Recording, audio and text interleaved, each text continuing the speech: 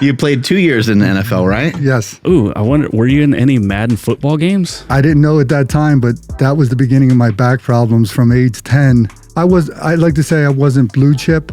I just had a big chip, if that makes sense to you guys. I love tearing off roofs. I wasn't trying to learn to be a roofer. I just wanted the physical part of it. I didn't really know much about it. I saw it on Ed Cohen's Instagram, I think a while back. But your machine, it's like an original belt squat. And when you had me hop on, from the first squat I did, there's no pain at all anywhere, and it just felt extremely natural. For me, getting into a belt squat, I thought that was just like, oh, this is part of the game. Like, it's supposed to kind of hurt. And when I got into yours yesterday, like, I was just like, oh shit, this one doesn't feel like the other ones. Now, you had some studies done on this thing too, right? I sent letters to every college that does research studies on exercise science, and I wanted to know it worked like a back squat, because if it didn't, I'm not going to pursue it. I had this kid, he came from some Nigerian, came from some money though. He was like a prince. So He's lying. That's a thing. he was driving a BMW. No, it's still a scam. Yeah. Power Project family, I hope you guys are doing well today. I want to give you guys a quick piece of fitness equipment lifting history. The hip circle that you see before you is actually the first hip circle ever. All right, there were no booty bands before the hip circle, which is pretty interesting. That's why you see it in gyms like The Rock. We've seen Kim K using it on Instagram. It is the OG, but that's also why we have the slingshots, gangster wraps, knee sleeves, elbow sleeves, everything that you're going to need in the gym so that you can protect yourself before you wreck yourself. So, Andrew, you tell the people how to get it. Yeah, you guys got to head over to markbellslingshot.com, load up a hip circle, some elbow sleeves, some knee sleeves, all up in your cart, and you guys can use promo code POWERPROJECT to save 15% off all of it. Again, markbellslingshot.com, links to them down in the description, as well as the podcast show notes. Do you have a card, a football card? Nope. You had to play 3 years to get that. Oh, you missed the cutoff. You played 2 years in the NFL, right? Yes. Shit, I didn't know that was a real thing. Damn. And for the pension, you also need 3 years. Oh, Son of a... they just keep stabbing you over and over again. That's fucked. Ooh, I wonder, were you in any Madden football games? Too early on. No, it was 94, right? Yeah, it wasn't Madden, but there was Right.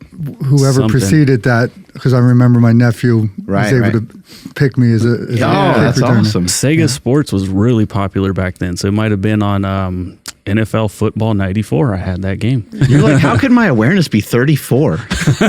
Do Madden games not allow you to play as like old NFL teams and stuff? Yeah, They I think do, but yeah. like it's Yeah. like only certain ones, I think. Yeah, like legendary teams. Yeah. Okay. Like Super Bowl winning teams, I guess. Gotcha. Yeah. And players that actually could play. Hey, man, your story's amazing, though. Yeah. How did this come to be? How did you make it in the NFL, especially as a running back, as a guy who's 5'8"?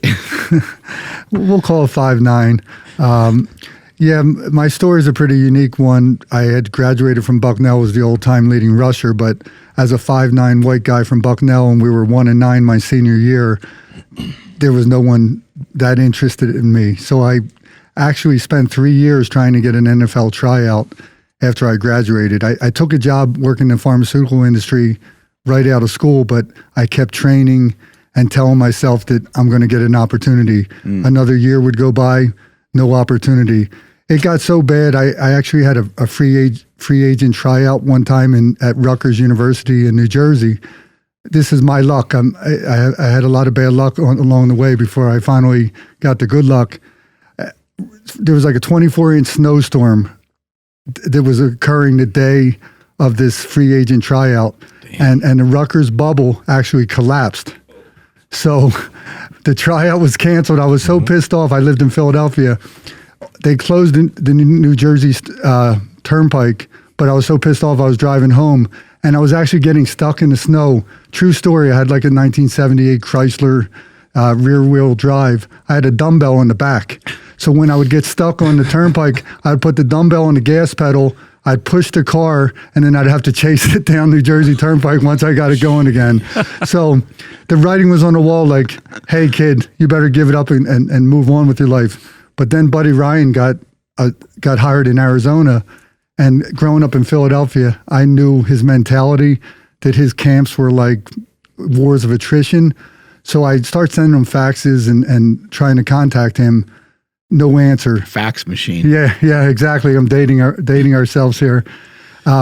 But I said, screw it. I called up the Arizona Cardinals. I said I was with Federal Express. I have a person-to-person delivery, which was a thing back then, which I wanted to make sure he was in town. And the plan was to camp in the parking lot until I got to meet him and get a tryout. So it's pretty crazy, right? Swear to God, somehow I pulled this off. You know, I had some game film in my suitcase, and I thought they were going to call the cops because I was literally sitting in the lobby like 6-7 hours. The defensive coordinator at the time, Ronnie Jones, I sort of remembered my strength coach knew him somehow. So I asked for Ronnie Jones and I said, hey, I played for Jeff Connors, who was the strength coach. And first thing he did is I'll give these tapes and we'll look at them. Meaning he went back and said, Jeff, who the fuck's sitting in the lobby here says he knows you? This guy, Brian Henesey. Unfortunately, Ronnie said he has some physical attributes. He hasn't played football in 3 years, but if it's still Brian Henesey, it may be worth a look. Somehow they say come back the next day. I couldn't believe it. It finally happened. 3 years of trying to get a tryout. The receptionist says, buddy, Ryan wants to see you. So I'm getting goosebumps here thinking about it, right? So I go back to his office. I figure he's going to say, just like the Eagles and other teams, like, we looked at your film, we can't help you. But he's like, we actually liked your film. And this blew my mind. He had one of my faxes that I sent like 6 months before. So whatever you say about Buddy Ryan, he was a crazy man. The fax that he would keep some random kid's fax was impressive to me. So they took me out on the field and I ran a 4.59 and did some good things. And they signed me to a contract, calling home to your parents and saying, first of all, they thought I went to the New Jersey Shore for the weekend. They had no idea. I was sitting camping and so I had to, this was February. So he's like, I want you to start practicing. They had like off-season practices. So I flew home real quick and came back and the chances of making the team were slim to none, obviously. Yeah. And then I started hitting everybody in camp, going full speed. And somehow there was a lot of tribulations. I don't want to get into them all, but like a week before camp, my older brother was home from the Air Force and he passed away. They're not sure what happened. He was out drinking, doing partying like you did when you came home. They found him in a local canal. So I'm like, maybe this isn't meant to be, but I put on his dog tags and I actually went to camp and amazing things started happening, like catching balls. And the first preseason game, who's going to put in Rudy? They started calling me Rudy because that was a big movie back then. Right. And Buddy called everybody by their number. So for me, he didn't call me number 39. He even called me Rudy, which was a good sign that he knew I existed. But the first preseason game, he gave me 10 carries against the San Francisco 49ers, who went on to win the Super Bowl that year in '94. And I had like 60 yards. And the crowd would chant Rudy. It was a pretty amazing experience. So somehow I made the team after this long journey. But hopefully we can talk about, it was fitness that gave me that's my performance enhancement was lifting. Like lifting gave me the confidence that I can compete with anyone. So we all often talk about, what lifting, it wasn't just the physical part of it. For me, it was always my advantage. I knew I was going to be stronger than any other running back, or even if I wasn't, I thought I was. And that's more important than actuality sometimes. What did the people at home think, like when this happened and you made a team and then like probably haters probably didn't even believe it. They're probably like, he's full of shit. There's no way he made a team. And then you're getting these rushing attempts against the 49ers. Like people must have gone berserk like when you went back home at some point. Yeah. It became in '94, there wasn't so much social media. It became such a story. A New York Times, LA Times, Inside Edition. Do you remember that show? ESPN, right? Yeah, ESPN, CNN. This is a true story. A company, literary company owned by Sylvester Stallone at the time, purchased my movie rights. I guess I needed to score some touchdowns in the Super Bowl. It didn't go that way, but it was literally a dream. Like you thought, is this really happening? Like, and I grew up in Philadelphia. You were naming when we were talking earlier, like Rocky. Seth Joyner, but yeah, Rocky. We can definitely. That was kind of we all watched the same movies in the '70s. But like I'm playing with Andre Waters, Seth Joyner, guys that I was 4 or 5 years ago in high school, 6 years ago in high school, I was watching play for the Eagles. So it was an amazing experience. When you got there, you mentioned that lifting is one of the things that got you through a lot of things. So when you were playing, how much strength training was actually involved when you were playing in the NFL, like versus what you did when you were younger? Yeah, that's a great question. There was a lot of movement towards Nautilus and hammer strength machines in the 90s. So a lot of players, trying to avoid injury, that weren't doing some of the heavy squatting and some of the powerlifting that they probably did. Now, that's not everyone. You had the Bill Romanowskis of the world. I remember walking in from summer camp the following year with Eagles. He had 550 on the squat bar doing sets of 12 after 2-a-days. Jeez. Yeah. He might have some additional juice inside that body, but I was amazed. But yeah. But you also mentioned, about you're like at 10 years old, something happened, but you had pain all the way up to when you were playing in college too, right? Yeah. I was struck. I hopped on the paperboard's bike, little punk that I was growing up in Philly, and I was hit by a car. My mom told me God punished me for that one. And I didn't know at that time, but that was the beginning of my back problems from age 10. So in college, every year my back would usually go out. To put it in perspective, our big high school rivalry in high school, my back actually went out, and I actually got. This sounds like Texas football. This doesn't sound like suburban Philly here. I was getting cortisone injections in the guidance counselor office in my back so I could play on Saturday. So if so the back would always, even when I finally got my chance to play against the Steelers on Sunday Night Football with that first year with the Cardinals, I had never returned kickoffs. And Buddy said, "Hey, let's put Rudy in a return kickoffs." I'm like, shit, I didn't do that in high school or college. So I was the poor kicker. His leg was ready to fall off. I'm like, Greg Davis at the time. I'm like, I need to catch 100 kicks because I'm not dropping this ball. I would be fine once I got it, but I wanted to make sure I caught it. But of course, I was catching so many balls. My back goes out on Wednesday, and when my back went out, I couldn't walk. And this game was on Sunday night. So, as we talk about my SquatMAX and my belt squat, there's two things that we all have things that we focus on in training. Low back, unfortunately, became a big thing, a big proponent of if I consider myself an expert in fitness, low back and getting faster. That's kind of my two pet projects for my whole life. That's an incredible story. How did you start to tinker around with fitness so much to where you maybe started to get an idea that I don't know, maybe that you're innovative, because it's kind of a hard jump, right? Everyone loves to lift, and I invented some products myself, and I don't really know if I ever thought I was innovative or creative until I got way further down the road, until I lifted for a very long time. And then I was just mesmerized by all the different ways that you can exercise and all the different versions of strength. And as I started to kind of become more of a tinkerer, I was like, you know what? I think this is a pretty good idea. How did that happen for you?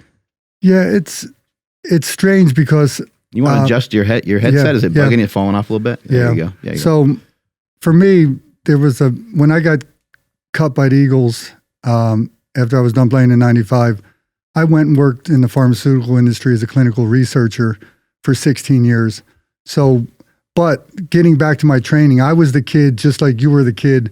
I was walking around with those crazy shoes that were going to help me jump. Oh yeah, jump shoes. If you pull those up, Andrew, those are sick. You ever see them in Nsima? I've seen them after you guys have mentioned. Yeah, I was too young for that shit. Imagine how high you could jump if you had some. Yep. But now some people do overspeed where they now have the treadmills and stuff. Yeah. These are great. This is true. Oh my God, they still sell them. Oh yeah, that's them. True story. They're giving them away $160. You could jump higher. Well, I was that kid because I didn't have athleticism. I like to say I wasn't blue chip. I just had a big chip. If that makes sense to you guys. Yeah. So my grandfather was a professional boxer and my dad was a street fighter. So Dad would get drunk and do one-handed push-ups. So fitness was part of my life early on. And then, other kids, thousands of years ago, kids might have read Greek mythology. We watch Rocky and see how we can get stronger and slay slay our opponent. But yeah, fitness was my everything. True story. I would get towed. My buddy would drive. I would attach the back of his car with a rope, and he would go 17, 18 miles per hour and pull me faster than I can run. Obviously, this is on asphalt in the parking lot. So if I went down, I had some problems. So I threw everything at what's nice is I know there's so much information for kids on Instagram. Mm-hmm. For me, it was actually nice because you could put things into the equation, trial and error. Now I'd be probably the kid that everything that I see works. So I would never have established. I have something that I now use in my gym called the speed maximization algorithm. And I have 7 or 8 indicators that I developed in that time when I was trying to make it to the NFL. So when I got cut, I went in the pharmaceutical industry, but I was like Michael Myers in Halloween. When am I going to get out and work in a gym? Yeah. So my wife, we did well enough in the industry that I said, Caroline, my daughter's 9, my son's 7. I'm opening up a gym.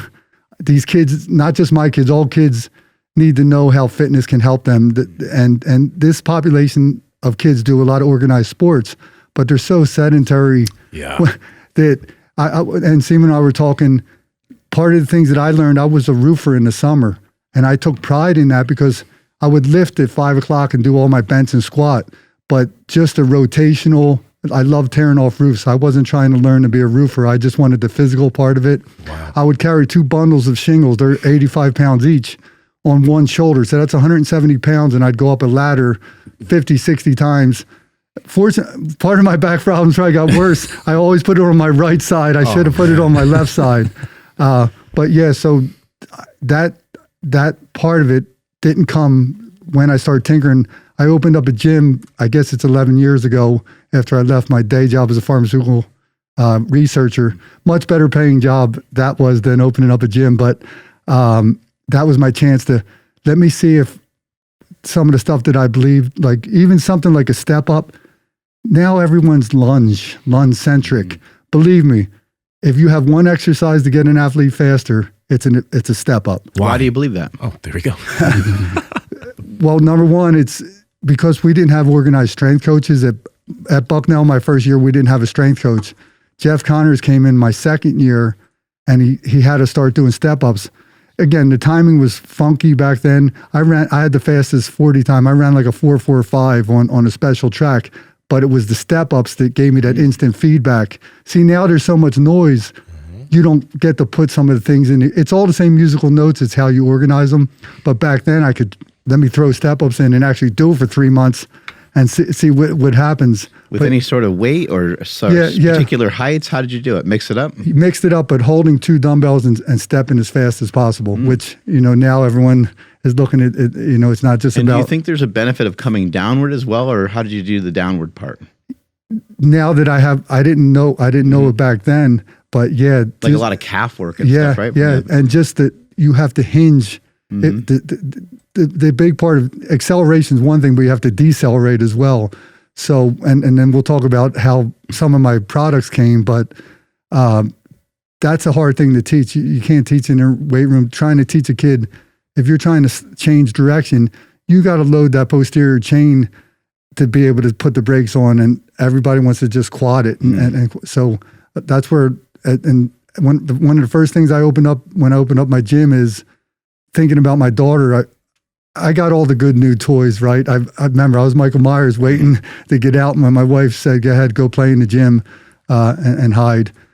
I got the reverse hyper. I got, I probably got $30,000, $40,000 of nice equipment, but I wasn't thrilled with some of the pieces. So knowing my own back issues and how important squat was for me, that's where my initial tinkering, my initial patent came. It was SquatMAX. And, what was important to me because of my back issues, I had to frequently use machines. I knew it had to be something that wasn't anchored, that something wasn't fixed, because if you're not working the stabilizers, you're not building athleticism. So that's where my SquatMAX was born. I wanted to keep it perfectly centered, but I didn't want to make it fixed. And that was one of my first tinkerings that now 10 years I'm sitting here because some of the greatest powerlifters have discovered it, not based on my marketing skills, but just because it's a pretty good product for building athletic strength. Yeah, Andrew, let's bring up that clip from Instagram from Squat University, who has, I don't know, 2 million followers on his, we're just going to play this clip here so you guys can kind of see the quality of this product. And Nsima and I and Andrew as well and my brother have been using the product here in the gym at Super Training. And I absolutely love it. Fell in love with it right away, experienced no pain. I'm excited because I took a month off of lifting any real heavy weight, especially for lower body. Well, now I'm going to crank it back up again because of you. So I appreciate it. It seems like an awesome, awesome product. Yeah, let's check this out. I want to talk about my favorite belt squat machine that some of the strongest squatters in the world use, like Brian Carroll, Blaine Sumner, and Ray Williams. You see, when you squat with a barbell, gravity pulls straight down on the bar, which creates load on your spine. Based on the length of the moment arm and the amount of weight you are lifting, the loads on the spine, including shear, compression, and torque, can increase. The unique design of the SquatMAX MD isn't anchored to a point in front of you, but instead floats underneath you. This makes the line of pull straight down, making it similar to a barbell squat. Pulling your And hips here's towards the great thing. ground Because the belt rather than is getting fastened around smushed the towards the hips ground or with the weight squished supported towards the directly ground. under the body rather than on top of the back or chest, there is less load on the spine. So whether you have a narrow stance with a more upright chest or a wider stance with a more forward angled chest, the line of drive is the same, straight down. This means an athlete dealing with back pain that is made worse with squatting can often use this device to maintain their strength and fitness while they rehab. Aside from injury rehab, let's now hear how Brian Carroll used this belt squat machine in his training to set an all-time world record 1,300-pound squat recently. Damn. Being someone that has a history of back injury, I know just how important it is for positioning and technique, especially concerning the squat. And the SquatMAX had a great deal with my ability to take my training volume and my capacity so much higher than I could in the past. I'm able to utilize this apparatus 2 times per week, once heavy on my squat day after I do my main barbell squats, and secondarily after my deadlift where I can work light. Because it taxes my lower back and knees so little, I can use this 2 times a week with no damage to my body. As someone who's been around the sport for over 21 years, I can tell you that I've tried every belt squat apparatus out there. And some are good, but none of them compare to the SquatMAX MD. And that's because the line of drive is straight up and down. There's so little shearing on the knee or the lower back, and it's a completely natural movement. It's like night and day compared to the other apparatuses that have levers and pulleys that actually track Go ahead and you pause it, forward Andrew. and take away from the benefit of a belt squat. Maybe you can kind of scrub through that a little bit more, see like where they have like Ray and some of the other guys using the product. But I wanted to comment, it's important for people to understand, like, we're not just trying to hawk something to you guys. We're not trying to like pitch something to you guys. This is a great product and you came in with it. I didn't really know much about it. I saw it on Ed Cohen's Instagram, I think a while back. I don't know how you got in contact with us, but you basically FedExed us again, like you did with pro football. And I think you maybe got a hold of my brother and had some communication with him. And then this thing just shows up at the gym and you brought it in and we tried it out and we just happened to really like it. But what I want to point out is the other belt squats that are out there, they have an attachment on a lot of them that has like an arm attached to it that comes out. It comes out like sideways, and then there's weights, stacked in various different ways depending on the belt squat. But your machine, it's like an original belt squat. Like back in the day when they did belt squats, they had a belt, and then it would just have an attachment that had weights that would hang down between your legs. Yeah. And that's exactly what this machine is. So no offense to anybody else that has belt squats. Some of my great friends have belt squats. They make good products. But this one, I don't feel any pain whatsoever. I noticed a lot of pain, mainly from the belt back in the day. But you also created a belt that works really well. And on the other machines, all I had access to was these other types of belts that kind of hit your hips in a weird way. And then again, the weight is like kind of pulling you in a slightly different way. And I think you mentioned having some discomfort as well, right? Absolutely.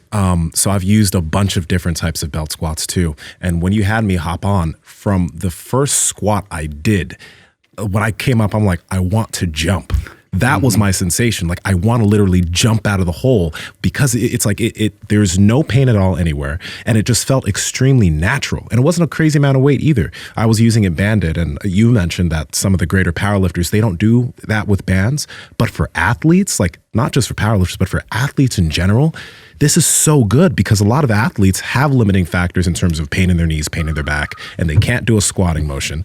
But when I did this one, it didn't compare to any other belt squat machine that I've used. And again, there's no hate to other belt squat machines, but this is very different and very unique. Yeah, and one thing I'll add to that, as somebody who doesn't have as much experience lifting as everybody else does here, but like for me, getting into a belt squat, I thought that was just like, oh, this is part of the game. Like it's supposed to kind of hurt, you know, like it's supposed to be a little bit uncomfortable. And when I got into yours yesterday, like I was just like, oh shit, this one doesn't feel like the other ones. So again, like I don't have as much experience, but I could definitely see the difference right away. Now you had some studies done on this thing too, right?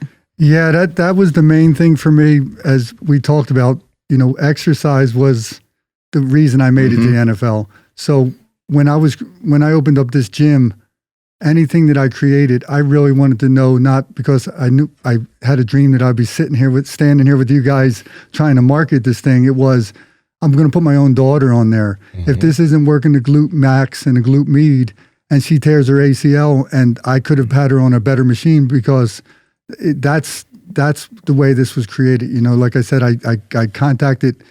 One of the first things I did was contact, after I created it and put a patent. Fortunately, I patented it. I sent letters to every college that does research studies on exercise science, and I wanted to know it worked like a back squat, because if it didn't, I'm not going to pursue it. So that was one of the key things. Like 2 years into the process, a local university, Widener School of Physical Therapy, came out and actually did an EMG study, and it was shown similar to an actual barbell squat. So I'm like, great, now I know that, because I felt I was shortchanged. One of the things, because I was always working around a back issue, I remember my good friend, strength coach, he's like, we got a Smith machine. This is 1990, probably the worst Smith machine there was.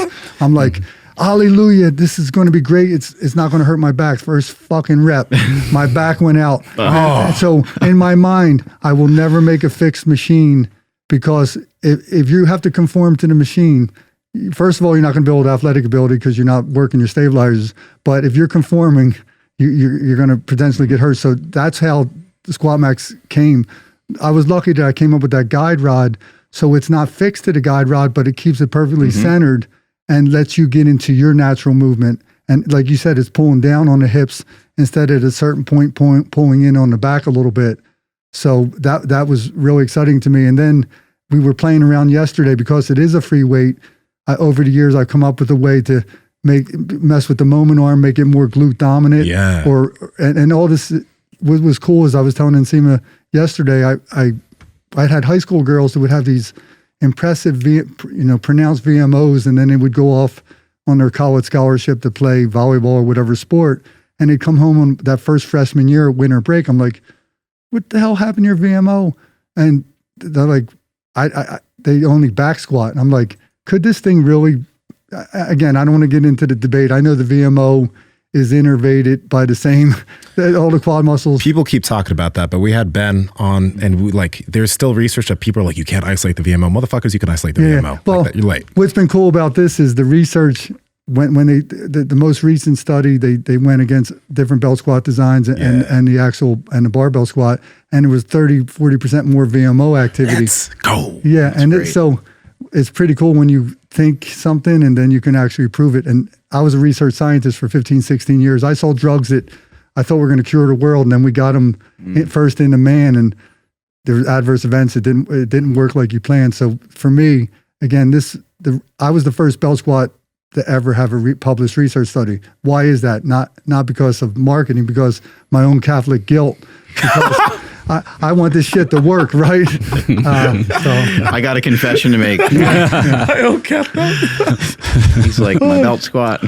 You mentioned, well, hopefully we can pull up the other stuff on that video, but you mentioned how the interesting thing about the way your belt squat works is that it does pull down on the lower back. And you mentioned that was one of the reasons why a lot of your lower back pain went away. I mean, you probably did a lot of other things, but is that part of that reason? Yeah, I mean, what else can it be? I hurt my spinal cord 17, 18 years ago. So when I tell you I had something called Calder-Quine syndrome, it's 1 in a million, 1 in 500,000 people have this happen. So it's statistics sometimes work for me when I show up at a guy's door to play in the NFL or sometimes to get the injury. But yeah, I had Calder-Quine syndrome, and I had gotten an injection like a day before. I'm like, motherfucking anesthesiologist must have hit a nerve. But my disc had exploded to a point where the spinal cord ends, there's a whole important ending of nerves. It's almost like the fuse box. If you don't get surgery within 24 hours, you're screwed. Yeah. I went 72 hours because I had hurt my back so much. Like I had the numbness in my ass, my penis. Wow. I should have known, but I didn't know and I went 72 hours. I lost control of my bladder. If you watch me walk when I'm tired, you'll see a little foot drop. Like I had completely lost my abductor, and people don't realize when we're talking about like SquatMAX and glute med, like when I lost my abductor, before they finally took me to the hospital, my poor wife, I went in to take a leak and I fell back and split my head open because I was getting paralyzed. So that's you're an amazing person. I love people like you. You're all heart. What gave you like this kind of like belief in yourself? Do you think is it all centered around like lifting and it just kind of built up over time, or is it? You mentioned your dad was a street fighter, I think you said. Like what? Where's this? Because it seems like you have a really good, strong belief in yourself. Yeah, I'm fortunate that we have parents that actually inspired to build you up. Right, I tell people all the time, I wasn't that good of an athlete, but my dad thought I was. So he only went to 3rd grade. My mom maybe went to 8th grade. I grew up in a blue collar part of town. But I think I'm the youngest too.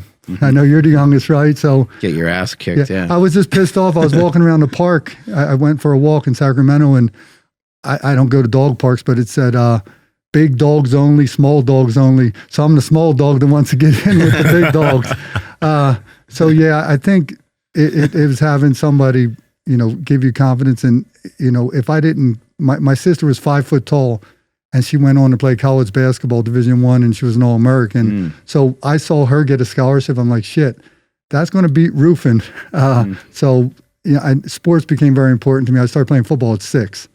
But I think the fitness was my X factor. Without running into, watching the Rocky movies, and again, my dad, my grandfather was a boxer, so push-ups and some of the early indication of, first of all, you had to be tough, right? In my neighborhood, that's another thing kids miss.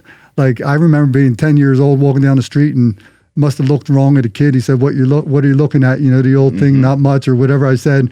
And next thing I'm being chased down the street, I running around cars. Better be fast or strong or something. Yeah. So one of the ways I train some of my suburban kids in my gym is, putting a circle, creating a circle, and having someone chase you around the circle, because that's what I claim that helped me learn to play on the edges of my foot. There was a lot of wild dogs that were pissed off that I can't tell you how many times I was running away from a dog around, trying to go around the car to get away. It sounds like a Disney Channel movie. Yeah, you can't make this stuff up, but that tinkering that I was able to try to recreate, what did I do? But yeah, that inner drive, I think I've been fortunate to have people my strength coaches that believed in me, but fitness that took me over the top. How did your parents treat you? Like when something happened, when you faced adversity, did they coddle you? Did they give you a lot of love, or was your dad, because he was a street fighter, was he like, hey, fucking figure it out yourself? Yeah, it was probably both, but he had someone believing in you. Like I actually thought I was a good basketball player, and if I see film of my shot, shit was horrible. But he never told me that. I'm also curious, tinkering, right? You've like from the SquatMAX and the other, I don't know what that. The Henny attachment. The Henny attachment. You created a lot of really cool stuff. were you always tinkering with stuff when you were a kid? Because most, like even me, I have, maybe there's something in the back of my head. I don't think I'm going to invent anything, right? But did you always do that? Was that something for you?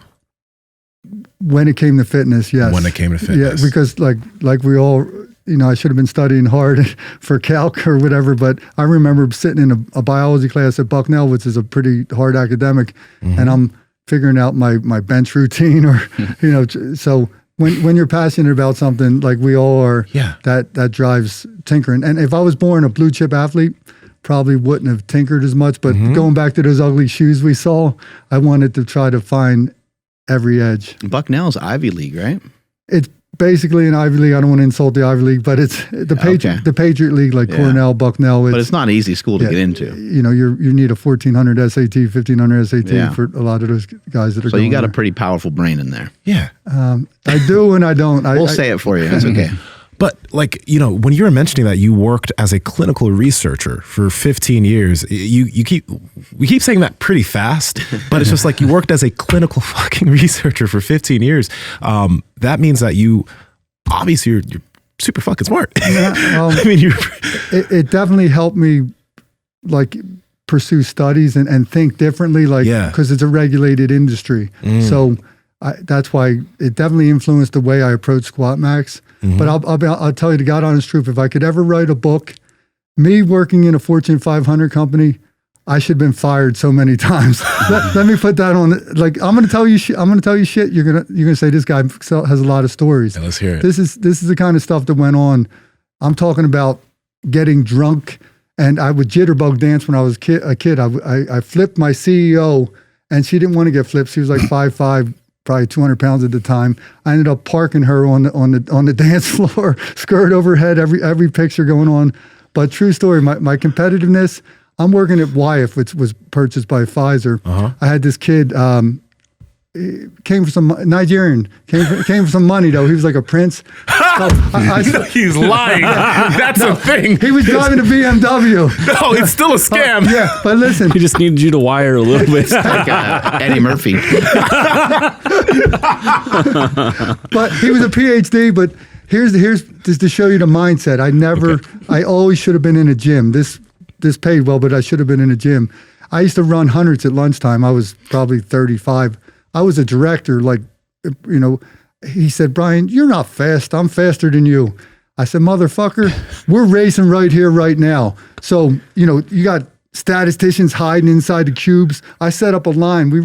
I set up a 20-yard dash. This is Fortune 500 company. We're running. I got one of the poor girls that she's going to say, set, go. I raced this poor kid, and he reported it to me, so I should have been fired anyway, because you can't be racing a guy that reports into you, because I have to do his reviews. But and I see the vice president. They liked me because of my NFL story. I see her look out the door and she just shut the door. She didn't want to go. So I raced this motherfucker right down the hallway, and the school was shaking. I won the race and shut him up. But that's the kind of stuff. I was there, and I did some good things. I would travel to Brazil. I did a lot of international clinical trials. Yeah. But my heart was, like I said, waiting. When can I go back to doing something that I really love? And when my kids got at that age, I really wanted to mentor, because there were enough influencers in my life that told me I was good enough to keep going. So that was the main part of the gym. It wasn't expected to become a strength equipment company, but the products were, again, I didn't market SquatMAX for 5 years. Just so you know how SquatMAX got its first shot. Vanilla Gorilla, Blaine Sumner. I mean, I don't know how he found me, because I only have 400 followers at this time on my squat. Blaine Sumner, one of the greatest heavyweight powerlifters of all time. Just an absolute monster. And he's an engineer by training.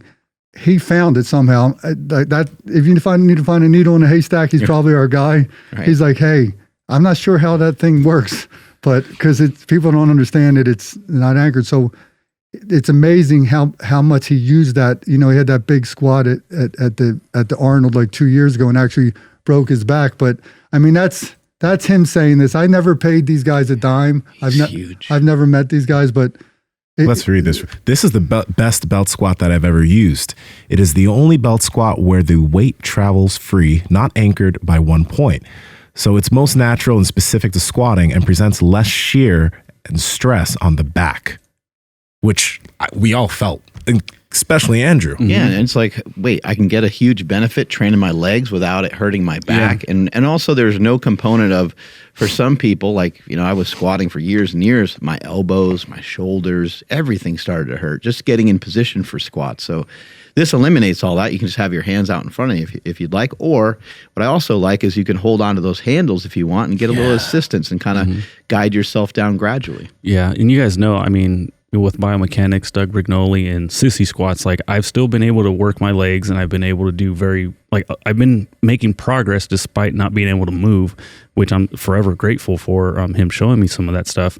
But the stimulus that I'm not getting with the sissy squat is, of course, I'm still not going to have a barbell on my back, but that feeling of having the weight on you, Volume. and just having I don't want to say bone crushing, but like, you know, we talk about bone density and how important that is. Yeah. I feel like I'm not getting that when I'm just doing sissy squats. Although my legs are looking great, I'm loving that.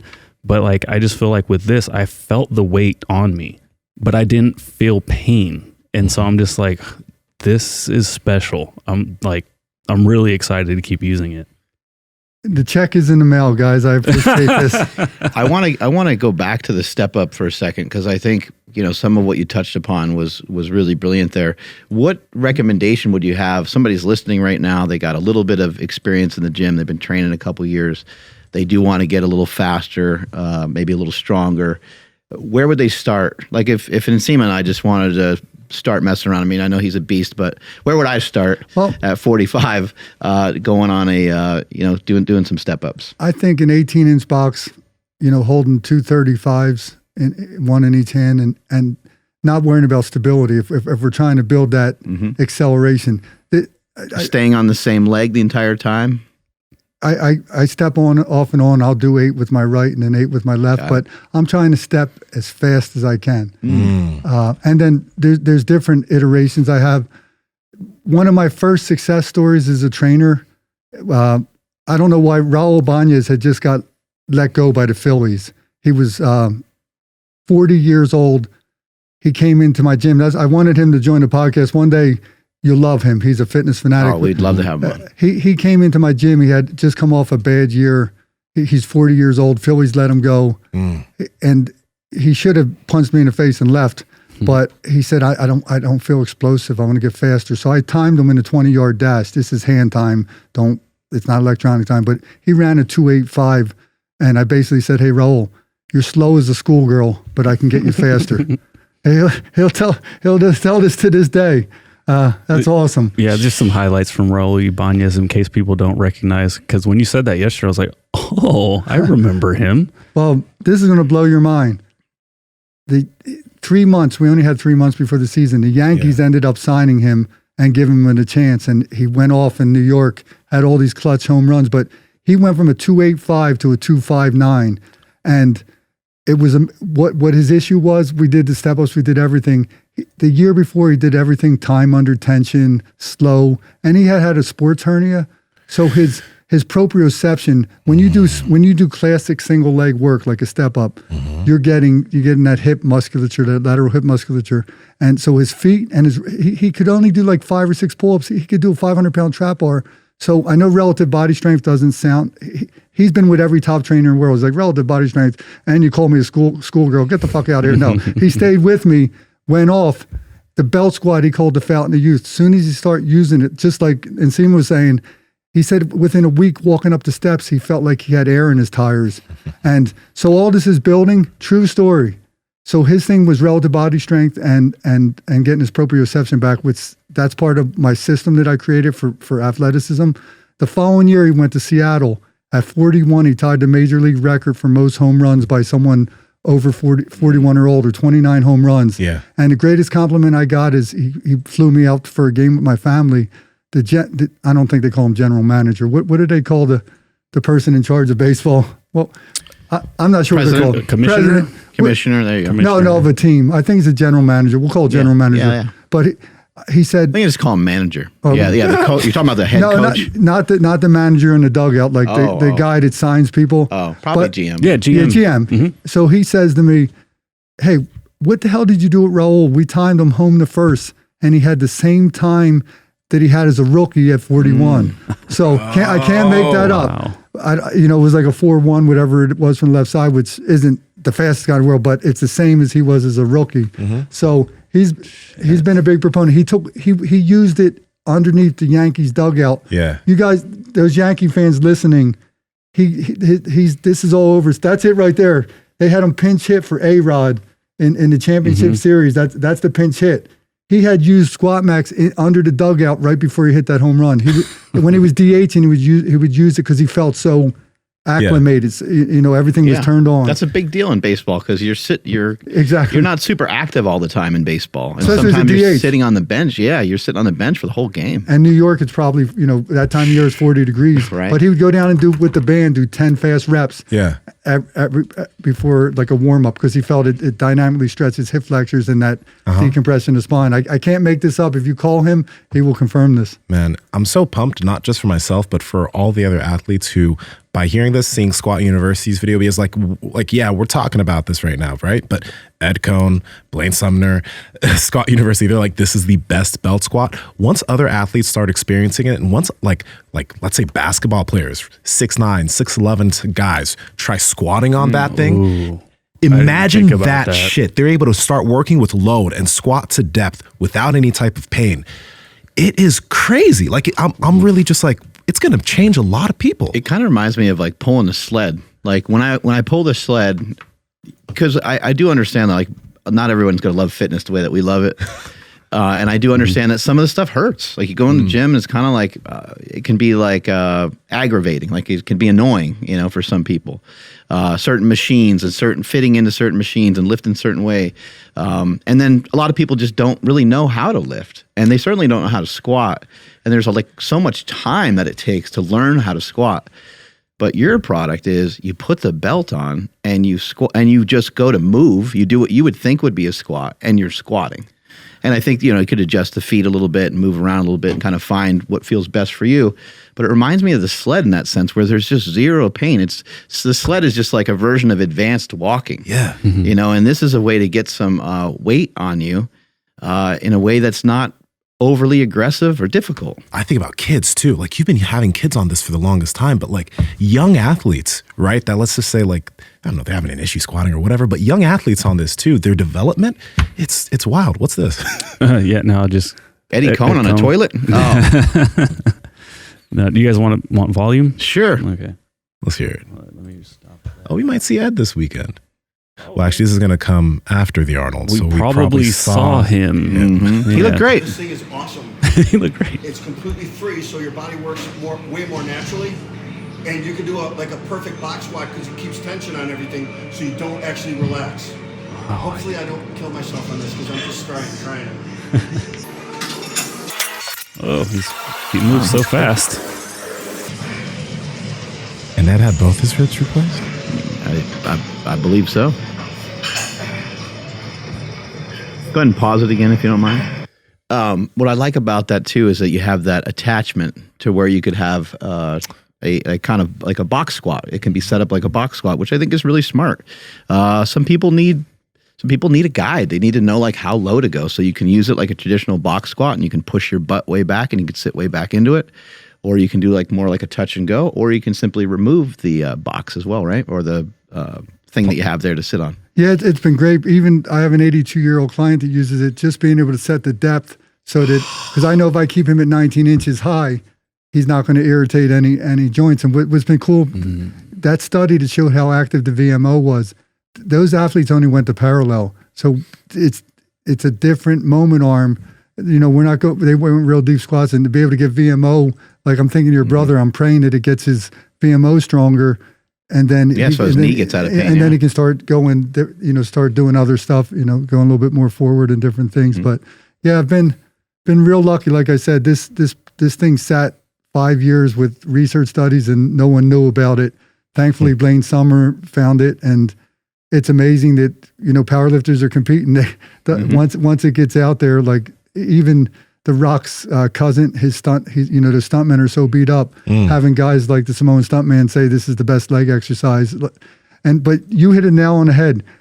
I was concerned. Does this thing work because it feels so good? But Stu McGill actually explained it de-stresses the joints because it's perfectly centered. Because that was my fear. Does this thing work? Because it feels too good. And then you saw the EMG study, and now I have 10 years of vertical jump data and different things. Because sometimes I'll have people just use the bell squat. Some people just use traditional barbell squats. It's effective, but that was one of my fears. I'm like, how the hell can this thing be working if it feels this good? But Raul Banya has explained it perfectly. He's like, every rep, he hits the barrel of the bat because, it's not a half inch out in front of you. It's always perfectly centered. So there's not that, Right. you know what I mean? Because that was a big thing for me. If I was so flexing intolerant, I couldn't even deadlift even in high school and college because as soon as I got out a little bit in front of me, the back would act up. Yeah, and it kind of tractions your back a little bit when you're just standing there. Yeah. It kind of the pull towards the ground kind of feels nice on your lower back. I haven't showed you this yet. I'll send you. We were talking about this. You do a diagonal chop with this. So when you chop up, that load's pulling straight down. So I actually get some adjustments from doing a chop on it because Chiropractic. Yeah, you know what I mean? Because as you chop up, you're pulling away from your body, and that's pulling straight down on the hips. So they're stretching out like your lats and everything as it's pulling down on you. Yeah. Like that's gotta feel Yeah, incredible. because you're getting it from both ends. Yeah. there you we go. can get as nerdy as you want, but you mentioned the moment arm, depending on how the attachment is on the what does the center, I don't know what you would call that. Yeah, I stole it off of Kabuki, but I came up with this thing called the transformer pin. And what's cool about this was also researched. I knew as soon as I tried it, I put that pin that lets me hook up in the back of the main loading pin. I'm like, shit, my glutes are on fire. And then when they did the research study, there was 40% more glute activity from using this hookup. And then the front, which blew my mind, is rectus femoris is a tough thing to get. You don't get rectus femoris from a squat. So the front hookup point, it was off the charts on fire, rectus fem. So my son's a punter. He's a college punter. That when he uses the belt squat, we do the front hookup point just to be able to work that muscle dynamically. Yeah. Can you go into that a little bit more? Because I have an idea why that is. It was over my head too, because I'm a toxicologist by background. The really powerful researcher, Colleen Gulick, who did. There's actually a video on why it actually changes the moment arm, because every belt squat, not SquatMAX so much, but you're pulled forward, so you can't get vertical shin. So because the weight's not your back behind the weight, you get more vertical shin. So it increases the moment arm to the posterior chain. Yeah, I couldn't. I mean, I'm not the expert in moment arms. I couldn't figure out, but that's. I'll have to send you that video. Yeah, no, absolutely. I'd like to see it. But from what I could see right away, because again, just like you said with squats, we can't get the right degree of angle to get the VMO activation just with a regular barbell squat. But when you change that attachment, your knees are like they're being pushed a little bit more forward. So you're getting so much more of the correct degree than you would on a normal squat. So that's why when you get down into it a little bit further, your VMOs do get lit up. And I felt that like after the first rep, it was so nice. Yeah, I mean, like I said, it's been really cool to have say you feel something working, and then actually the hypothesis gets proven by actual science. Well, that's a new one for the industry, because a lot of obviously exercise, they're not saying, hey, let's do a research study, because it's not regulated. It costs a lot. It costs time. They just put the equipment on the market and say, hey, it does this. Well, for me, like I said earlier, if you're my athlete, I want, and it's something I'm putting you on, I want to know that it's giving you the best chance to maybe not blow out an ACL or give you an extra step in your vertical. So it's always, I think the best, you kind of asked, like, fitness is personal for me, because it was my way to get out of the friggin' neighborhood and play college football, and then, have a good career, and then circle back and get back to the gym before I die here. Power Project family, how's it going? Now, we have partnered with Stan Efferding. the stand efforting. If you don't know who he is, you better go check it out. But he owns Vertical Meals, which we eat and we love. But one of the big reasons why we love Vertical Meals, and we know that you will too, is so many people talk about how difficult it is to meal prep, how busy my life is, so I don't have time to cook healthy food. I have excuses, so I run to McDonald's because I don't have food at home. Well, that's why Vertical Meals is here for you. They have so many amazing meal options, tasty meal options. They have freaking cinnamon rolls, chicken empanadas, steak and eggs, monster mash. They have everything you're going to need. That's why you got to go to Vertical Meals so that you don't have to think about meal prep anymore. Andrew, how do they get it? Yes, that's over at verticaldiet.com. And at checkout, enter promo code POWERPROJECT to save 20% off your entire order. Take advantage of this. Make sure you guys get like a week or 2 or 3 or 4 and use promo code POWERPROJECT to save 20% off that entire order. Links to them down in the description as well as the podcast show notes. So With you got some of these, real monsters lifting on this machine. You got Blaine Sumner and Ray Williams. What kind of weights? What's the world record on this thing? What kind of weights people have been hitting on this? they don't hold the handles. Optimus Prime and the Vanilla Gorilla. 550 for 5 reps, and this is when they're in they're hitting 1100, 1200, whatever they're doing those astronomical numbers. 550 is a tough 5, and that's obviously if you hold the handles, they love it not holding the handles because they feel the neural drive, coming out of the bottom. There's actually a little bit more translation to what they need to achieve. Right. But yeah, if you go to parallel and you're not holding the handles, what I've seen, say you're a 700-pound squatter, it's usually about 60%, 55 to 60% if you're doing a correct squat. So you think 400 pounds would probably challenge you as a 700-pound squatter for 5 reps. That's awesome. You earlier mentioned that, I don't know if it was your algorithm for speed. Is that something that you want to talk about, or is it is it a gym secret?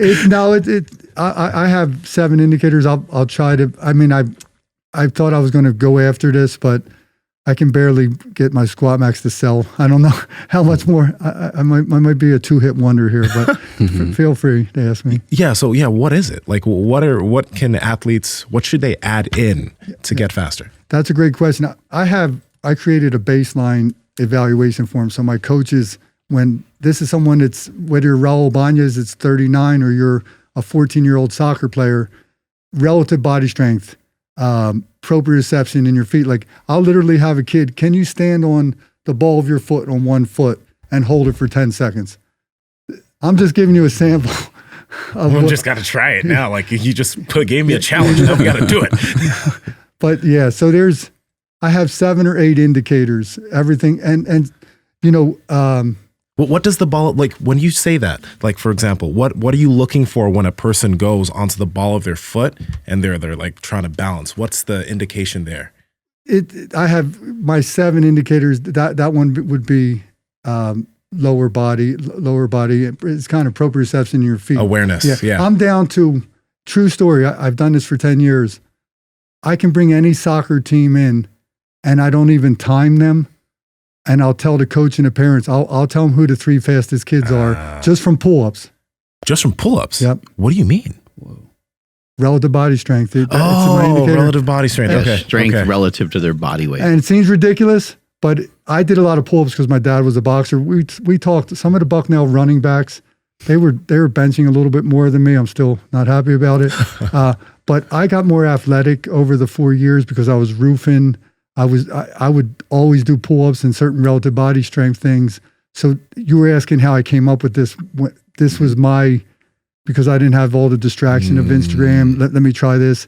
This was the 7, attributes that I built in. So when I opened up my gym, it's improved now 10 years into the gym. So now I'm looking at how many steps they take in 5 yards. There's other things that go into it, but it works. And speed's one of the hardest things to get athletes faster. But yeah, I mean, Raul Bañez is a perfect example. At 39, to go from a 285 to a 259 in 3 months, a 10th is hard to get, believe me. And I have a lot of baseball players that have to run the 60. So I've had so much success, because if you don't get under 7 seconds, you have a hard time of playing Division I college baseball. And the 60 sucks because you have to. It's such a long race, so you have to. That top speed is hard to train. Acceleration, I can fix 40s and 20s and 30s, but top speed has been a challenge for me. And that Henny attachment, which we started to play with, that's helping me with top end speed, because there's 2 exercises that I can show you, just because you're more of pulling the ground, and there's one thing you use with a yoke bar that almost is exactly like the muscles used in top end speed. I'll have to show that to you. There's a lot of hidden. The Henny attachment has a lot of ways to build athleticism, and I came up with that because even trying to teach a girl to be able to stop, to decelerate, I'll lose my voice trying to get them to hip hinge when they're stopping. Do we have any videos that we can pull up of the Henny attachment on his Instagram? Yeah, I can look. I want to ask you, do you think, like, what do you think the reason is for like a pull up? Like, I understand the relative strength thing, but focusing on pull ups may not necessarily make you faster. Or do you think that pull ups can actually, like, improving your pull ups can actually make you faster? Or do you think it's because of the change of maybe body composition? Like maybe somebody's getting in a little bit better shape, they're getting a little bit leaner, they're doing other training as well, building more muscle mass. And if you have, which sounds counterintuitive, but if you have a little bit more muscle, you're going to be stronger, which will help make you faster. I don't claim that it's kind of what came first, the chicken or the egg here. Right. I don't fucking know, but I know that, like my daughter, I was telling Nsima about my daughter, she had 150 goals in high school, the most ever scored in her league. Wow. And she did it in 3 years because the coach had her playing defense. That's another thing. But my goal was, she's 150 pounds. If she could do 5 or 6 pull-ups at that weight, I mean, most girls can't do a pull-up, but it's just, there's been a direct correlation for me in my athletic pursuits, like maintaining pull-ups, and we do a lot of bear crawls and relative body strength things, but I don't know the exact answer, but maybe there's no correlation, but there is. I haven't seen it fail yet. Like I can pick the 3 fastest kids on every team just from pull-ups. There's something there. I couldn't explain it either, but when I think of fast athletes, those athletes can all do a good amount of pull-ups. Like I'm trying to think of all the fast athletes through my head. They can all do a good amount of pull-ups. Yeah, they're used to their own body weight. They can move their own body weight through space. It makes a ton of sense. Yeah. But I guess I'm just kind of asking, like, like somebody just working on pull-ups, I don't know if that would assist much, but I think it's like I think it's a multifactorial thing. Exactly. Because your body, like if you're training somebody and they haven't really trained much before and they lose 5 pounds of body fat, like the pull-up's going to get easier, and plus they're training it, things like that. And you have a starting point, right? Right. If someone does 20 pull-ups and they're slow as shit, I now can check that off. That it gives us something, like when someone comes in to work out for me, I like after a baseline, I can say, I want this person working on relative body strength, or someone, it maybe they need to get 2 times, like your absolute strength is still important. I think 2 times your body weight in squat to maximize your speed and acceleration. I didn't, back when we were doing, I was trying to do 3 times my body weight, which it helped me mentally, but it may not, I might have been better off putting that energy into. So like we do something called a king deadlift, which is just a skater. That for the people that struggle on balance and proprioception. But yeah, I mean, I've got it down to such a pretty good science. It's there's not a lot of studies on it. It's just my own personal data. What's the king deadlift? It's basically it's named after Ian King. It's just a skater squat. But it's one of the best things because lunges, you're not really on a single leg. To really fire up that glute, the hip stabilizers, the lateral hip muscle, you got to truly be on a single leg. Yeah. When this coach put step up in at my college, I would get pushed out of bounds sometimes and go out of bounds. As soon as I added single leg, now I'd get pushed and I'd stay in bounds. Yeah. So when he added step up, I even added more. Is that it? That's something different? Yeah, that's SquatMAX. And now you see the circus acts. No worries. You might want to get some eyewash. Was that the Henny attachment is a separate? It's a separate Instagram. If that's what we're looking for. Oh, the Henny attachment is okay. Yeah, I'm big time now. I got 3 Instagram accounts. I'm 52. I don't know how to do anything, and then you wonder why I'm floundering as a marketer. So Henny. Yeah, Ian King had a lot of great principles. He's from, I haven't heard that name in a long time. Yeah, the King deadlift. I remember that. It's actually like just makes your hamstrings go on fire completely. Yeah, it's blows you up. You get sore. You're amazed that you're so sore, Right. even your glute. And I believe that's like you're doing like a single leg deadlift, and you got to keep the other leg in line with the other leg, right? Like you don't kick the other leg back, right? Is that how you do it? It's literally, I think, skater. If there was skater, like it's a real big hinge. You're hinging way back, but Right. the key to it is having your knees travel over your toes. So that's the only way to maintain balance in there.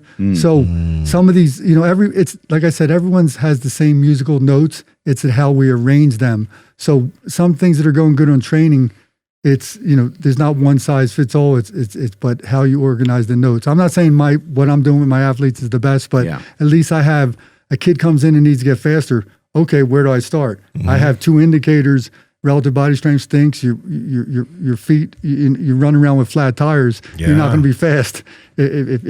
So, and that's some of the stuff that I know you're doing with Ben Patrick. And so it all you start to compare notes, and you might get there differently, but you might get to similar spots by different things. How do you help people avoid a hamstring pull? Because like when you're trying to go fast, that's the first thing that goes on a lot of folks. I made this mistake in my career.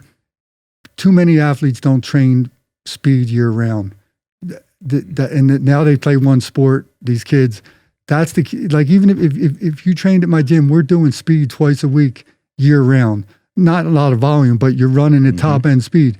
You can't duplicate sprinting in a weight room. And I made that mistake. I was so into building my biceps some years, and that's why like I made sure that in my program, all the stuff that I screwed up, like using Smith machines, that's why I had to create SquatMAX. Now I can do a max effort squat, and the rate limiting factor is not going to be someone's back. Don't put the bodybuilding in there. No, you need to show some kind of athletic move. I was just asking Nsima. I was like, "Can you do curls on that thing?" So is this what you made the Henny attachment for? Is that why your biceps look like that? The real reason. I gotta say though, this Henny attachment, when we were doing what would that press be called? Like a one-arm press or whatever. Where you had the weight on one side. Uneven. This one right here. Yeah. Oh my God. That lit up my obliques. And it's so awesome. It's so great. Like the type of guests that we get on and how things just start to be echoed by each individual, because Corey Schlesinger just came on. He's the director of performance for the Suns. Actually, I think he'd fucking love your SquatMAX. But he was talking to us about how most athletes in lifting, they only literally work in a single plane. They're not getting rotational movement. They're not getting lateral movement. And you do that on your first rep, your obliques light up like nothing else that I've really ever felt. It's insane. And you were doing that, by the way, with 45, and you were just talking to Mark and I.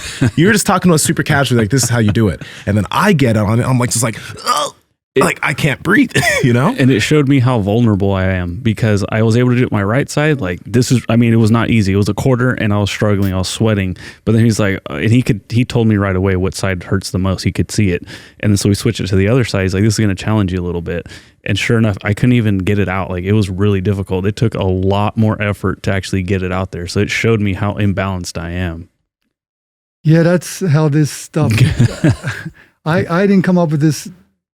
I'm more of a feel guy. I have to feel, but all my bells are ringing, because rotational is a key component for every one of my athletes, because once that keeps you limber. Like if you lose that, and I had the sophomore jinx in college after a great freshman year, and one of the things I did differently was I wasn't doing enough athletic stuff. I was chasing. I wanted to have the most reps on the bench press, and I didn't roof that summer because I wanted to focus on lifting, but by not, chopping tar and moving rotationally, I lost athleticism. So it's pretty cool that's what's cool about the Henny's omnidirectional, like SquatMAX. Yeah. So I love cables and I love bands, but the third degree of tension is controlling left to right. Yep. And that whether it's hypertrophy or whether it's athleticism, if you don't have to stabilize, I call it pretend muscles. And I couldn't do all the Olympic lifts. The reverse squat, and it feels different when using the Henny attachment. Yeah, I watch you guys, and I wanted to. That's why I did this last week in my garage. But I was telling Mark, you see how I'm connecting into two spots. So because we all have asymmetry. You're not going to fix that. But when you're pulling with both legs, have to pull the same weight instead of. So the one side, my left side was really dragging. So I had to have that mind muscle to try to pull evenly when I was doing that. And because that's not fixed, I have to control, that's omnidirectional. So that's a much better, to me, we don't have to use machines. We don't have to use fixed machines. The Henny is that middle ground, and you can do it in athletic, like a horizontal movement. You're in a different body position picking up linebacker than you are with an Olympic lift. So you really have to dig. You have a lot of positive shin angle using the Henny. So this would have made up for the years when I wasn't doing enough athletic stuff. I could have did it in the weight room. And for these kids, they're so sedentary. I got to create ways to improve athleticism in the 3 times I see them a week. Ooh. Yeah. You know, the interesting thing is, like, as I was using the Henny attachment, it just made me think a lot of one of the guests that we talked to, Joel Seidman. He does a lot of off-weight type movements. He does a lot of movements where athletes are doing something. He's quite literally tapping them on one side to make it somewhat imbalanced, and people were looking at his exercise and like, oh, this is bullshit, laughing or whatever. But there's a lot of literally athletic benefit to the stuff that he's doing, and that people don't really think about because they see all the wild stuff, you know. But he'd love this attachment too, actually. Yeah, there's some things you have to build complete athleticism, because again, everything's organized sports. Like, I was running from kids trying to beat me up, dogs chasing me. Yeah. We played so much more tag and chase, so you could learn to stop and start. So that's a lot of what I'm trying to bring back to the kids I train, because I know they're missing chapters in their development that I had. Maybe it wouldn't make a difference, but I don't want to leave any stone unturned, so to speak. Yeah. Yeah. Why do you guys keep showing arms? Because that's all I care about. Excited to try that too. Okay, can you find, if you see me doing a yoke bar, that's the one I really wanted to show. Okay, we'll find it right now. Because it's for top end speed. It's I never had anything work my entire posterior chain. So let me just it's stop. gonna be hard to find. It's a pretty while far back. down. Yeah. Okay, I'll keep digging then. But, Andrew, I sent you a bunch of videos, some of the stuff that we were doing today, and I sent you the king deadlift and stuff like that, just so people can kind of get a visual. Thank you. Visual for some of that. How did you come up with this strap, this Henny attachment? Again, I've been at the gym trying to get kids more athletic. I think, like I alluded to earlier, I lose my voice telling a female athlete, you got a hip hinge to decelerate. But as soon as if I do a row out in front, because that's a horizontal force, if they don't activate their posterior chain, it pulls them over. So they learn from, this is actually teaching athletic principles where, like, goddamn old guy with the CTE screaming again. They shut me off. But this teaches them, if they don't have proper shin angle, you get knocked over. Or if you're not loading the posterior chain, you can't resist getting pulled over. So it was needed in my gym. And again, when I hurt my back and I had to use hammer strength machines, it's fixed. If the coach would have had this, I could have went and did a pressing movement that I had to stabilize. So like I said, I have 82-year-old guy that you can actually walk the weight out.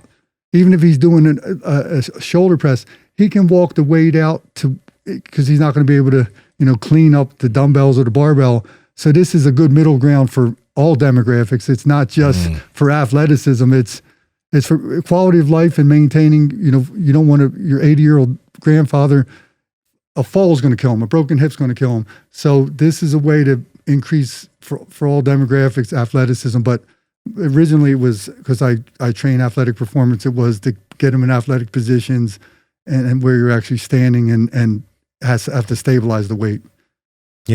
I think one thing, when we mention like athleticism, I think that's just synonymous with good movement.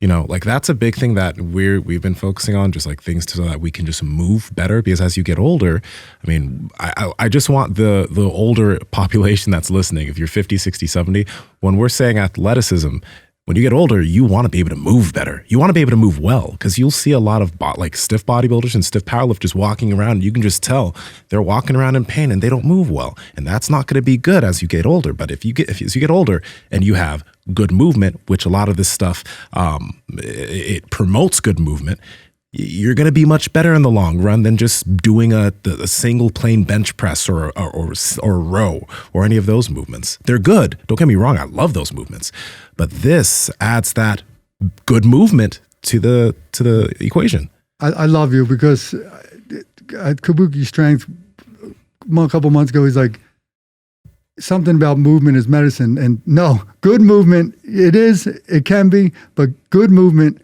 is better medicine. Yeah. And that's kind of, I had that thought a few months ago. So I do have some CTE. That's one of the reasons I left the pharmaceutical industry. I started playing football at 5, and I was the alpha male trying to run everybody over. So I'm having some brain, like my executive function got a little funky. I had 20 people reporting to me, and I'm like, how can I screw up the gym, hun? Let me. I'm managing myself, but I'm finding ways to screw that up too. But yeah, so I forget some good thoughts, but that's a great, good medicine is better medicine. Good movement is better medicine for sure. Is there anything to treat CTE? Are you trying to do anything in particular to maybe assist with it? I don't know what would, if there is any treatment for it. No, I just tell my kids and my wife, make sure you do the autopsy, because I want them to know I was an asshole for a reason, and I want to know that, because I have had some issues, had some issues with it. I tried Adderall. You've had issues with anger? Yeah. I mean, see, this was before. And is that abnormal for you? Yeah. Sorry to hear that. Yeah. At 29, before this all was announced, at 29, I started having these massive migraines, and I had a lot of CAT scans. I'm like, it doesn't run in my family, but I think that was the beginning of my, my brain starting to die here. Right. So, I mean, don't feel sorry for me. I'm very happy with my life, but keeping yourself occupied is the best thing you can do. Yeah. And fitness, obviously I'm doing the walks, just like you and Chris, like getting that blood going has been helpful. I would encourage you to get rid of those Snickers bars. I was going to, when I went to see Eddie Cohen in Chicago, I brought him Mallo cups, and he still tried the machine. Of course. Mallo cups. What are Mallo cups? They're not out here out west. They're from Altoona, Pennsylvania. I'm going to send you a little batch of them. Actually, please do. Yeah. I'm going to message you. Candy? I don't, but I'm always down to try a new candy. Chocolate. I'm always down to try new candy. All right, I'm going to send it to you. It's a joke with my good friend who was my first strength coach. I tend to eat them every day. So I tell him I'm losing weight from it. Well, how do you manage to stay in such great shape then? Because you're talking about eating Snickers bars or whatever, but you're lean. Your veins are popping out for no reason during the podcast. So what's going on?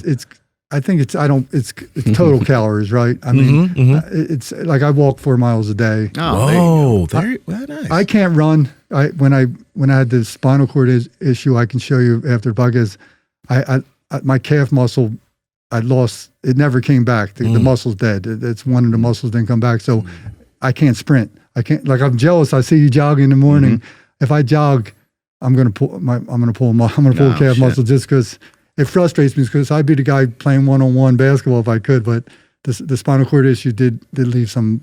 So the weight room became more of my Prozac.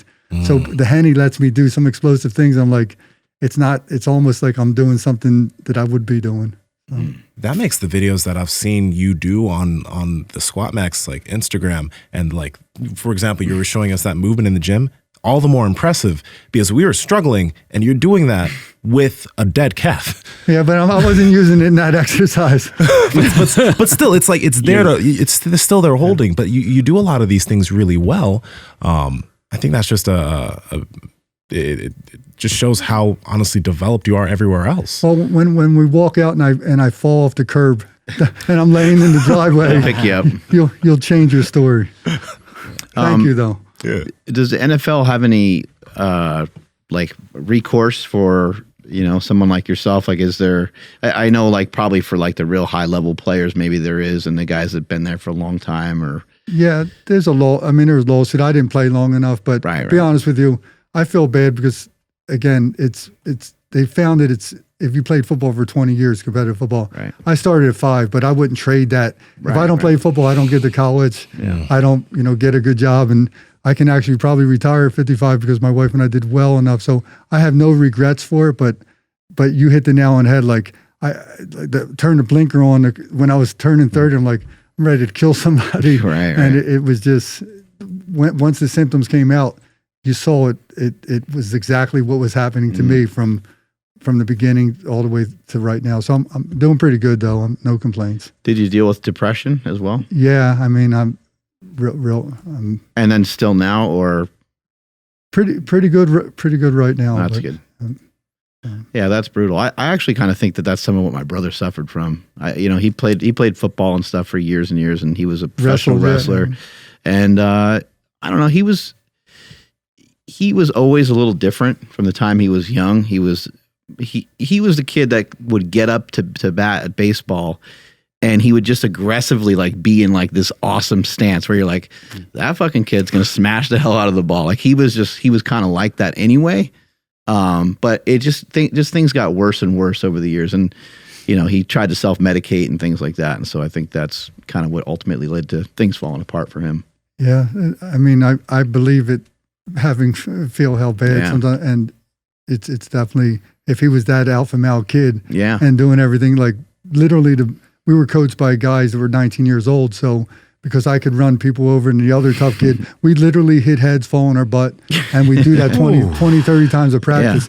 Every week starting at age 5, I was that alpha male but believe me, if I couldn't use my head, I would have no chance of making an NFL team these days because the head was very, I tried to run everybody over. Oh, it was like a thing, like how marked up your helmet was. Yeah, exactly. That was so prideful because you played a team with red helmets and you had white. Like you're so excited to see those red marks. If your helmet didn't have red marks on it, you didn't play. Yeah. That means you didn't. I forgot all about that. That means you didn't do shit. Yeah, they want like that was like a badge of honor. Yeah, they called them stick marks. You wanted as many as possible. Yep. And they had some of those drills, like where you lay on your back. What was that one? Is that a Oklahoma nutcracker? Yeah. Well, Oklahoma. But that's the one we did every night. You'd run up and 1-on-1 and drop. Yeah, nutcracker. You would both lay down on your back, and then you would get up as fast as you can and just smash each other, basically. And what's the Oklahoma drill? I kind of forget what that one was. You were in the middle. Isn't that the one where you're in the middle? Or is that bull in the ring? Oh, yeah. Oh, well, yeah. There's a lot of stupid ones. This keeps getting better and better. Bull in the ring. You got one guy in the middle, and anyone can just randomly charge at the person in this giant circle. Like you might have like 40 players around you, and you got to chop your feet the whole time. So the coach will blow the whistle. This is Oklahoma. Oh yeah, Oklahoma drill. Yep. And so like this isn't that bad when it's like this. Yeah. But sometimes there's like a linebacker there too. Yeah, it's 1-on-1. You don't have nowhere to hide. Bull what? What was it? Bull in the ring. Yeah, bull in the ring, like football or something about probably. But yeah, man, and and another thing too, like so, I think. If you kind of think about it, I mean, like we do know that, ramming our heads together is not healthy. And we know that like boxing and stuff's not healthy, but I don't think we really understood that it could lead to depression, and it could lead to anger issues and things like that. So, I just think things would have been different if we known about these things for longer periods of time. But the other thing that's really dumb about football is like when the season starts and when they are practicing and doing 2-a-days, they're outside at like 4 p.m. and it's like 105 degrees outside. And so now we have a lot more information about dehydration. Dehydration can really help amplify CTE brain injuries.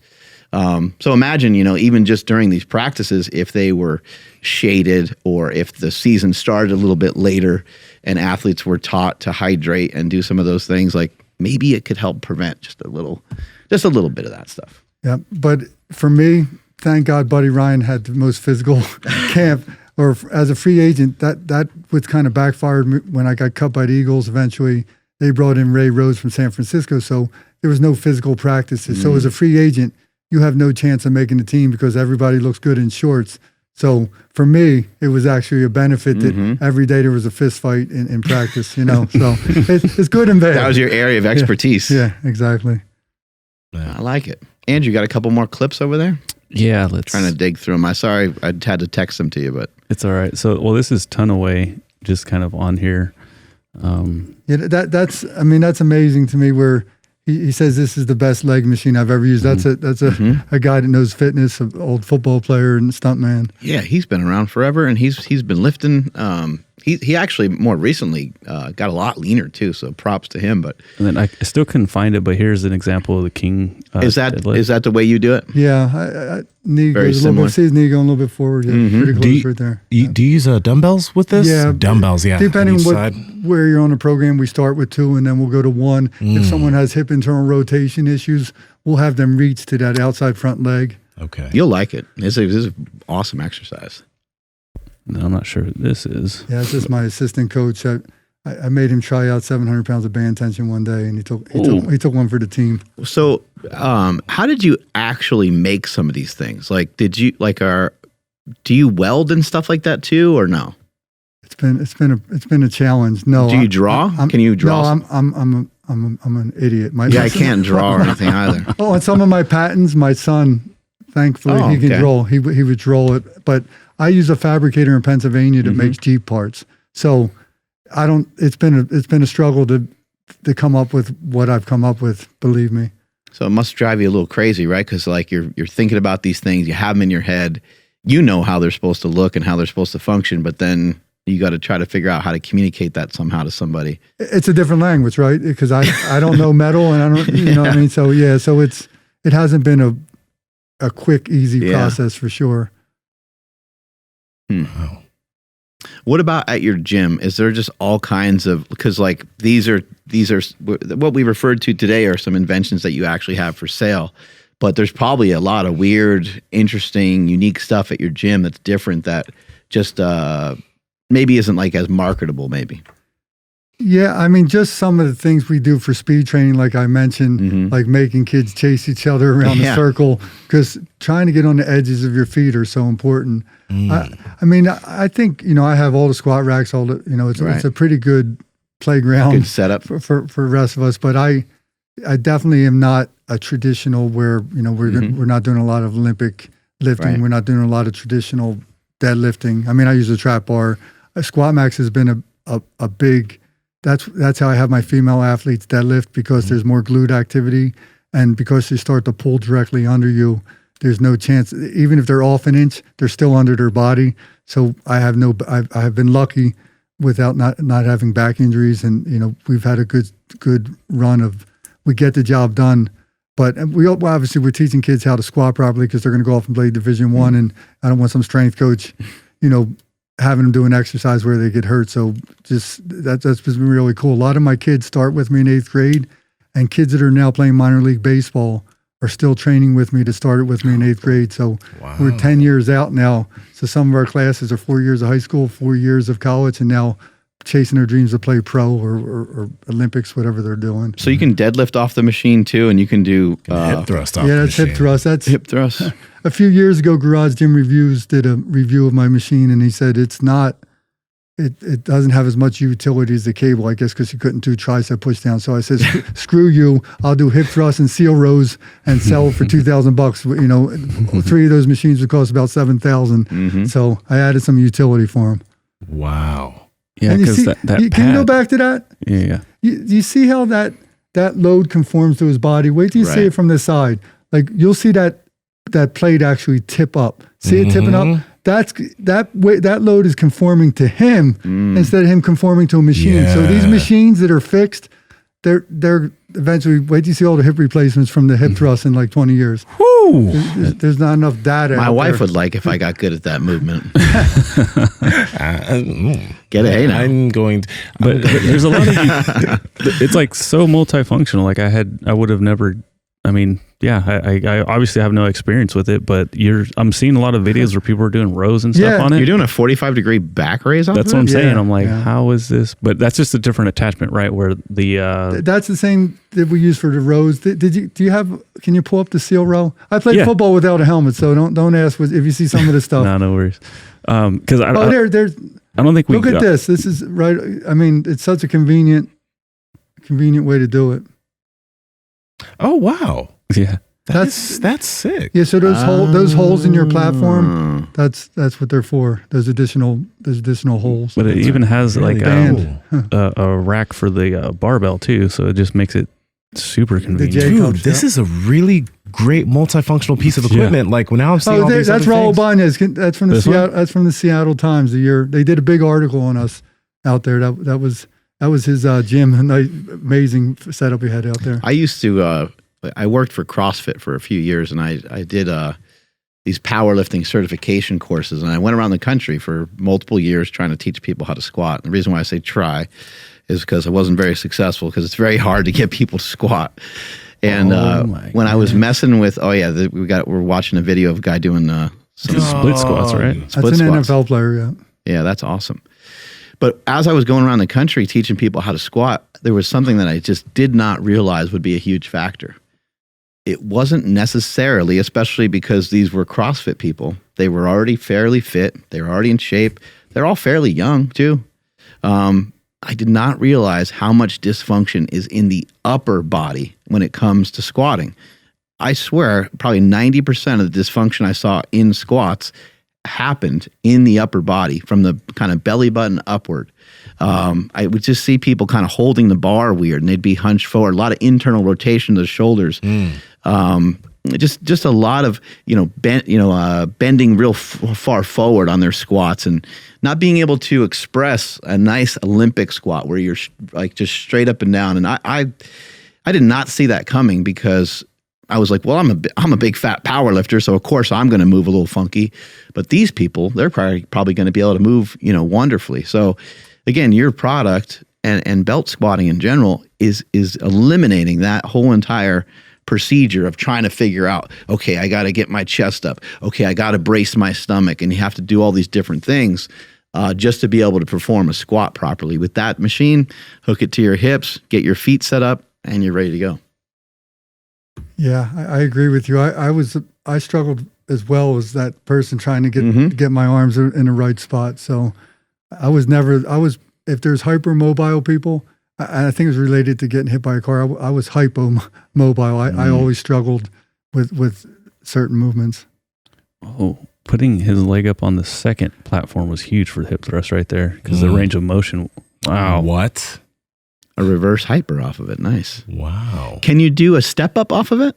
Did you figure that out yet? Yeah, what I'm coming up with is I'm going to create a what's going to be perfect for it is also a plyo box. Oh, nice. Just like the seat, it'd be just a little soft and wider, and you could have one plyo box that could go from 24 to 48 inches every inch. Man. Well, I think when we're done here today, it would be great if you have some extra time to show us some of these different setups, and we can get some footage of it, because I think it'd be really great for a lot of people to see some of that.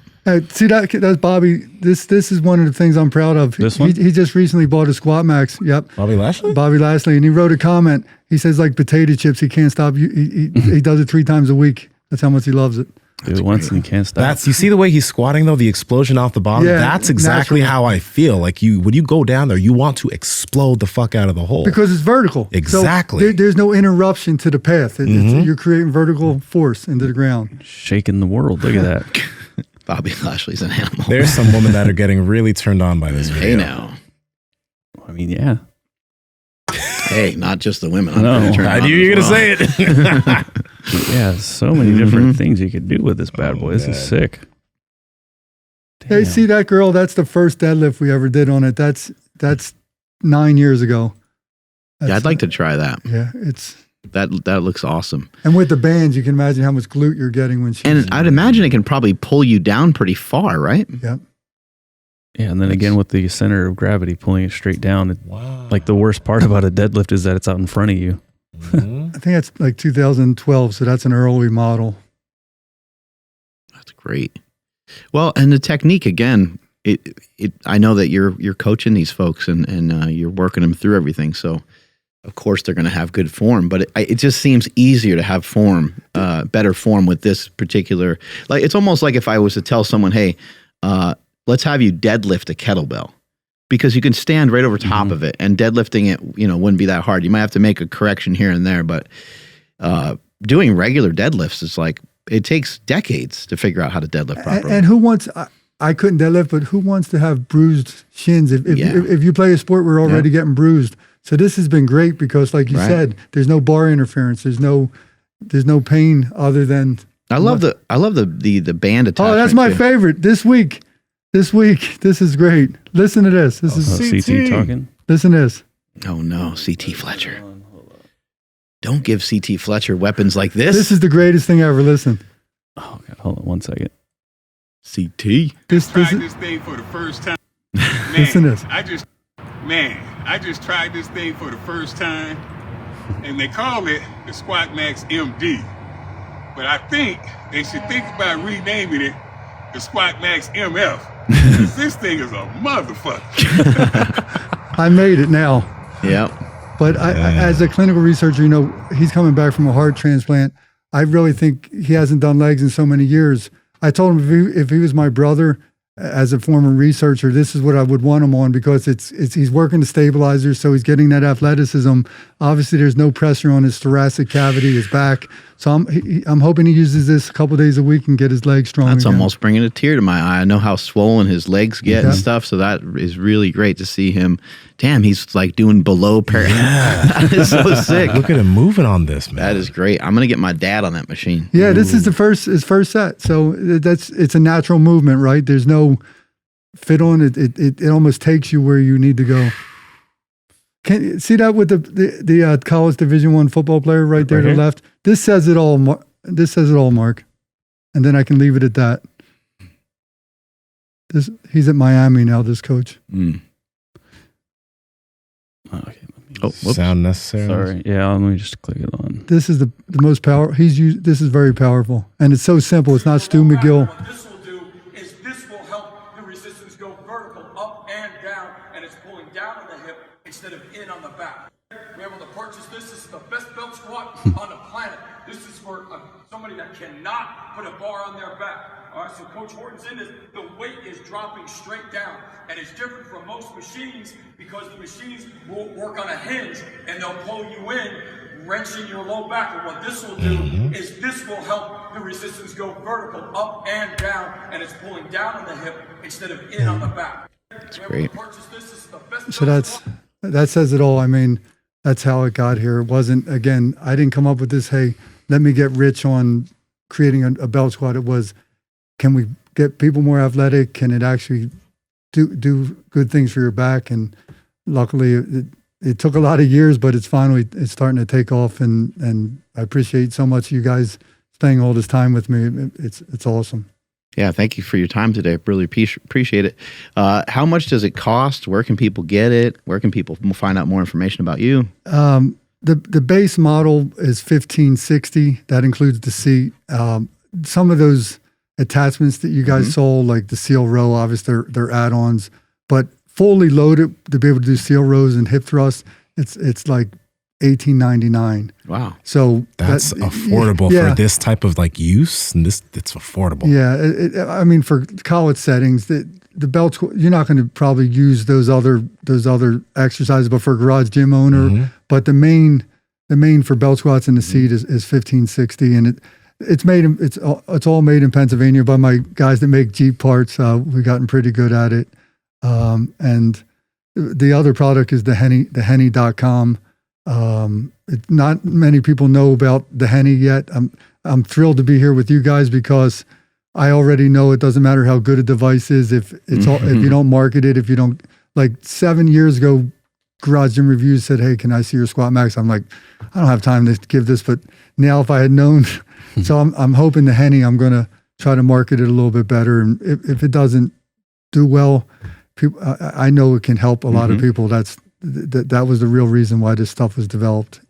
This was my midlife crisis to hide in a gym. I didn't know I'd be flying to California to meet you guys, but it's been a thrill. I appreciate it. Yeah, thank you so much. And where can people find you on Instagram? Me personally? Yeah, or just your main Instagram. The SquatMAX MD is Instagram. The Henny, it's the Henny attachment on Instagram. Henny attachment. My gym's Overachieve SS.